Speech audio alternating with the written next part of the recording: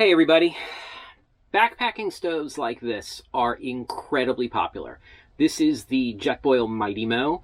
When I compressed the size of my kit, of my gear set at home, I went from like 6 stoves to 2. This is one of the ones that survived the cut. Really love this stove. I think it's a better stove than the very popular Pocket Rocket. Incredibly popular. Any number of small, ultra lightweight backpacking stoves like this are very popular. Some of them have a piezo lighter like this one. Some of them you need to carry a lighter. But essentially you light your stove, boil 2 cups of water, and add it to a freeze-dried meal. Wait, how long do we wait for this one? 10 minutes? 10 minutes. Wait 10 minutes, and you've got dinner. Incredibly popular. So how come they're not used on expeditions? Let's talk about why the MSR Whisperlite is still the king of expeditions. Let's go.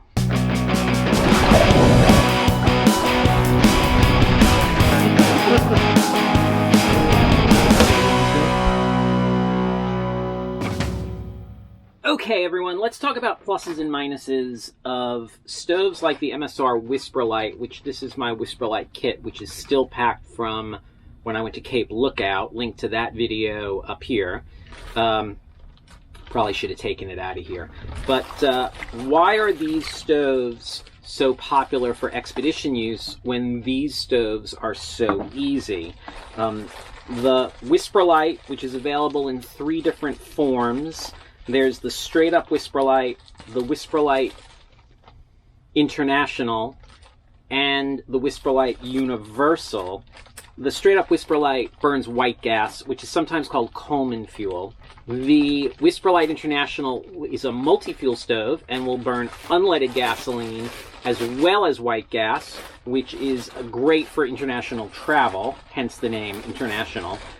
And the Universal, you change out an adapter on the end and it can burn canister fuel.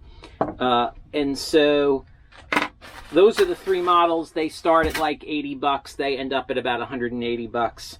And this is the stove, and it is a workhorse. And so the benefits of this guy are great adjustability of the flame, super easy. In fact, let's go ahead and don't light a stove like this in your hand. That's bad.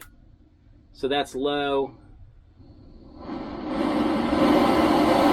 That's a lot of flame. And I can make it simmer if I want to just keep something warm, which is really nice. And then to turn it off, you just turn it off. It's like super nice. It's super great. Does not have great adjustability and doesn't really simmer. Though I'm going to release another video in a couple days, a tip video. I haven't done one of the tip videos in a long time. So a tip video about how to make this stove simmer. And it goes against everything MSR says to do in the directions, so do it at your own risk. But that's coming in a couple days. So not great adjustability. To light this, as you saw, I just press a button and turn on the gas and it lights. This you have to prime to get it lit. You put a little bit of fuel in the priming cup and then light the fuel, which engulfs the flame. There's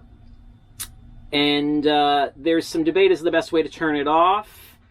And so the question becomes, I mean, there's not debate. MSR says to turn it off and let it just run out of fuel. At Knowles, we teach to blow it out and let that fuel just evaporate out, because you get less sputtering, which is what creates soot, which causes clogs. These stoves have almost no user serviceable features, which is good because they rarely break. They don't really need user serviceable features. This stove you can entirely take apart and clean. I did a video about that, which I'll throw a link to up there. Super easy to clean. Takes a few minutes to take it apart, put it back together. But you do need to clean it occasionally. It weighs significantly more. It packs significantly bigger. Just across the board, it's a bit of a pain in the butt compared to the ease of this. So the question becomes, why is this the only stove that Knowles will use in the outdoors and most other expeditioners? These stoves are relied upon for the hardest, the most deadly trips in the world. I could not have paddled the Inside Passage in 2011 without a stove like this. Whereas I could have sort of done it with this, but it would have been a lot harder. So that brings us to the downsides of stoves like this. The first thing is these canisters are not refillable. They are recyclable, but you have to jump through some hoops to do that. Whereas the fuel canister for the Whisperlite is just liquid fuel. You just buy a gallon can and keep refilling your fuel. These don't perform as well in the cold. Because these are under pressure, when you get to altitude and when you get to cold air, or even worse, altitude and cold air, these don't perform quite as well. They tend to sputter a little bit if they will light at all. I will say that that has gotten better due to things like this. This is a pressure regulator, which makes them perform better in the cold, but still not as well as this. This will burn at any temperature, at any altitude, because you're putting it in a bottle and pumping a pump, which makes pressure. So it's super easy to use this at altitude or in the cold. It's a workhorse.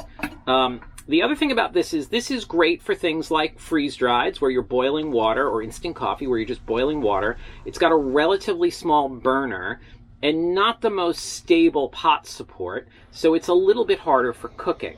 So if you are cooking, this is a much better option. It's got a much wider burner.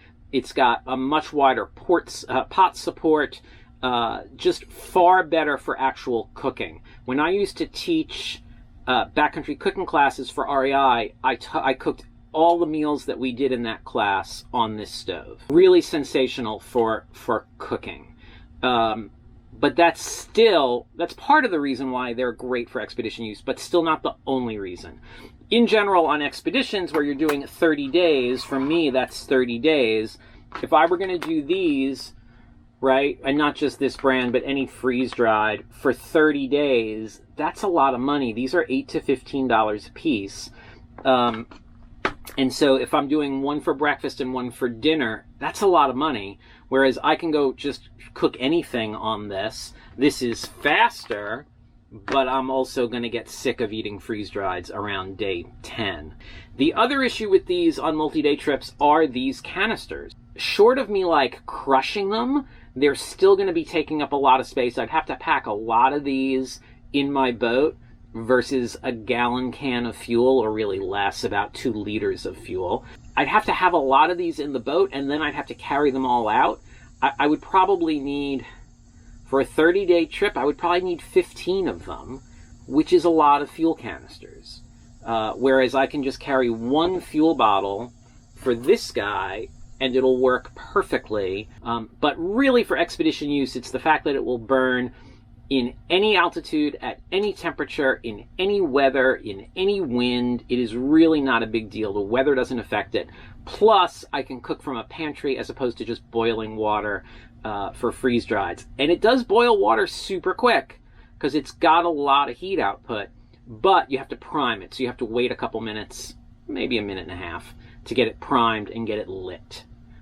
That is why these work so well for expeditions. One of the things about my Delta that I love is that when I bought that boat initially, it was to do the Inside Passage, and it was how much gear it could haul. It's still the only boat I've ever found that will hold a gallon can of Coleman fuel upright, so I don't have to worry about it leaking, in the bow compartment, which is the smaller compartment of the two.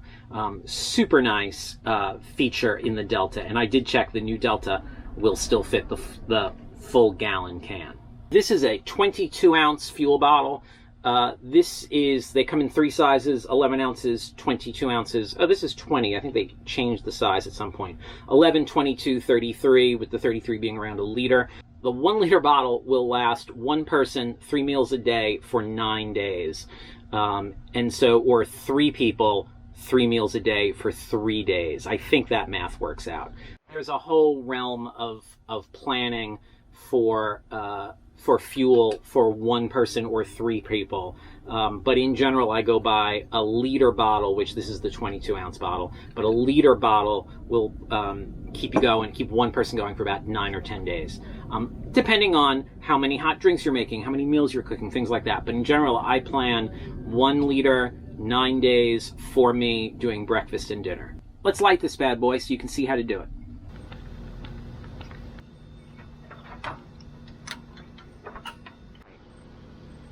Pump this a few times to build up pressure in the fuel bottle. This is the fuel line. Our goal is to get fuel down here. We're going to light that, which is going to heat this, and then we're going to reopen this after this is filled and burned. We're going to reopen it. Fuel is going to hit the fuel line and vaporize. Once it's vaporized, it can burn as a gas. But first we need to get some fuel in the priming cup. So I'm going to open this.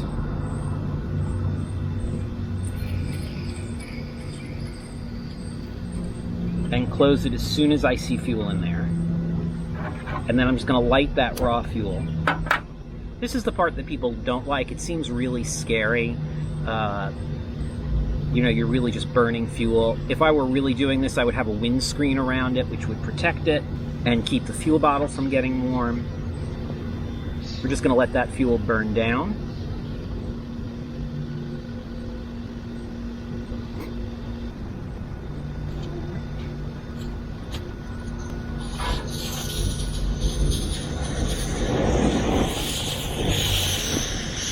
Not quite preheated. There we go. Give it a couple more pumps and you're good to go. And then to turn it off, close the valve, blow it out. So that's how you light a Whisperlite. Is it the perfect stove for every trip? Absolutely not. But without a stove like that, I couldn't do 30-day paddling trips in Alaska. I couldn't do extended trips even on the coast here.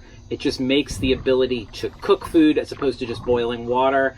And I know you can cook food on the little burners of these guys, but it's just so much more difficult. So I think it's a great option. Most of the expeditioners in the world use that stove or a stove like it. And so I think that it's important to understand, you know, there's no one perfect piece of gear, but there are perfect pieces of gear for a specific situation.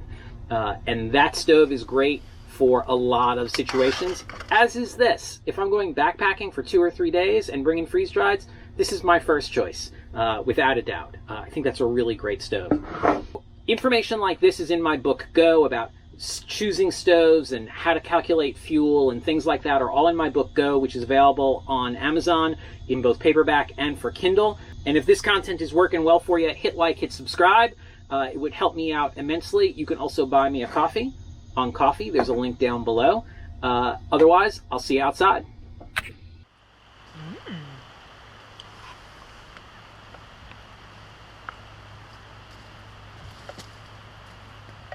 Or you can put that in there. Yeah. It's no worse than the GSI logo on the other side. Oh, that's probably true.